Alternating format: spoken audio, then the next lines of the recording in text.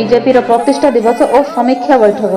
नमस्कार, जगन्नाथ भूमि एक्सप्रेस को स्वागत।